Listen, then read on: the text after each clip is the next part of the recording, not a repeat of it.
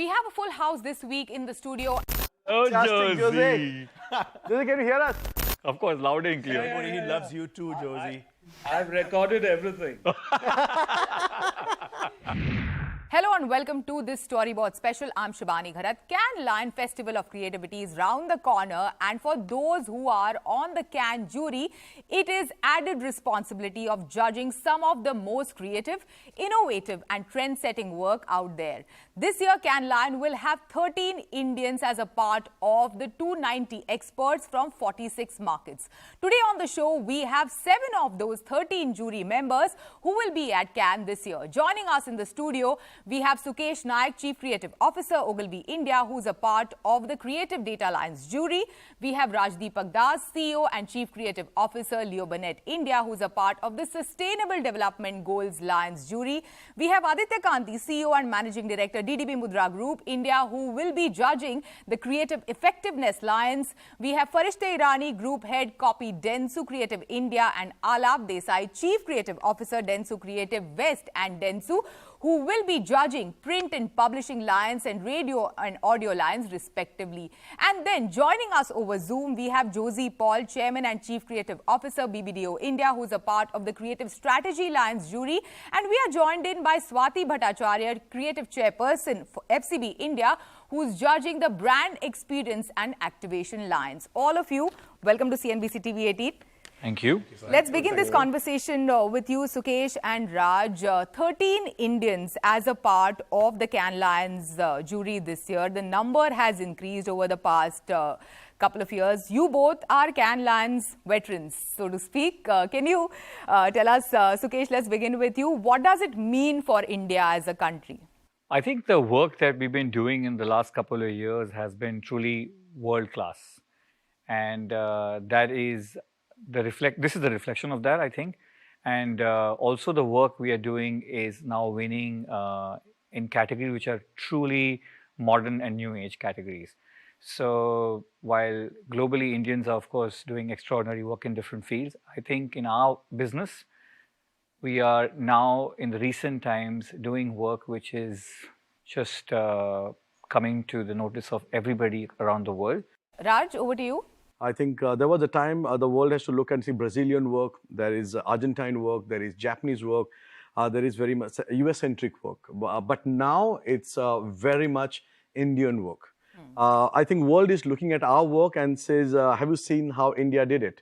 I remember people sending the work as a reference now, and that's the biggest example of how Indian advertising has become the benchmark of world advertising. And this is just the beginning. And much more to go. I'm telling you, it's going to change. Things are going to change for us. Josie, Swati, your thoughts? You two also have been Cannes veteran. I've been seeing you on Promenade de la Croisette year on year.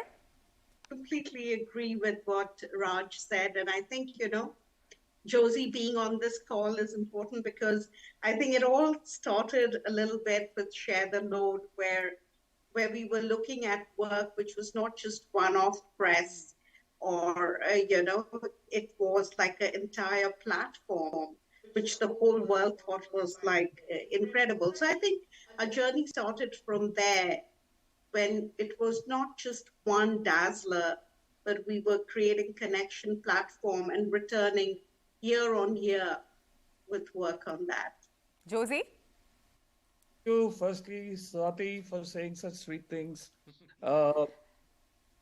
I think it's about contribution and influence, and the way India's diversity and diverse clients and diverse creatives have offered, and when I say creatives, I mean everybody who's been part of the process, has offered such new magic to the industry.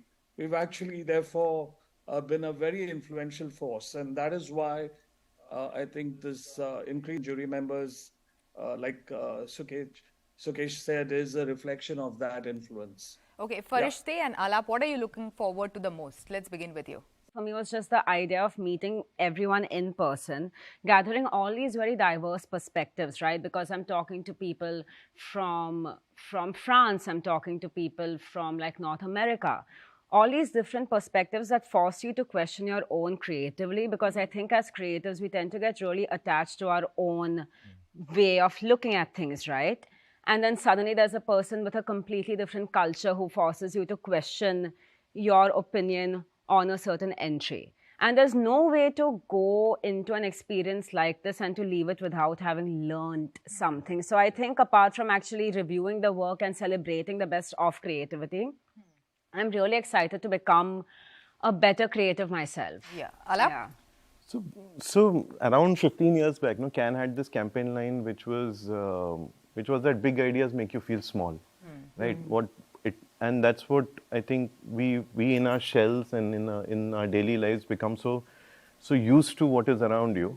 And so I'm honestly looking forward to a humbling experience, honestly, because while I'm being a part of the initial jury discussions, while I'm looking at the work, I can see that ideas that are bigger, they're better, they are so much more grander, and they're so beautifully executed. Yeah. So I'm looking forward to learning and becoming more humble in life. Honestly. Ideas that are bigger, so much more grander, but also it's no longer just about celebrating creativity, Aditya. It's your category, which is creative effectiveness, has been awarded across different categories, and you're judging creative effectiveness this year.